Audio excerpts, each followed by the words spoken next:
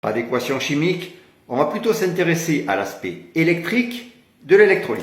Quand on fait une électrolyse de l'eau, quel que soit le type d'alimentation continue, batterie, chargeur ou autre, qu'on utilise des électrodes en cuivre, en acier, en inox, et quelle que soit la nature du bain électrolytique, qu'on appelle l'électrolyte, une des principales réactions chimiques, c'est la décomposition des molécules d'eau pour donner du dihydrogène et du dioxygène.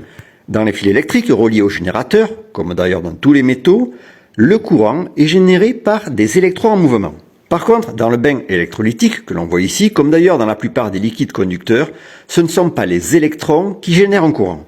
Impossible, il n'y a pas d'électrons libres. Il y a seulement des ions, positifs ou négatifs, qui se déplacent vers l'une ou l'autre des deux électrodes. C'est ce déplacement de charge qui est à la base du courant produit. À proximité de la cathode, l'électrode reliée au moins du générateur, il y a des électrons. Ces charges négatives vont attirer les ions positifs. H+, par exemple. En réaction, les ions négatifs, en l'occurrence OH-, iront en sens inverse vers l'anode, repoussant ainsi les électrons qui s'y trouvent, attirés dans un même temps par la borne positive du générateur.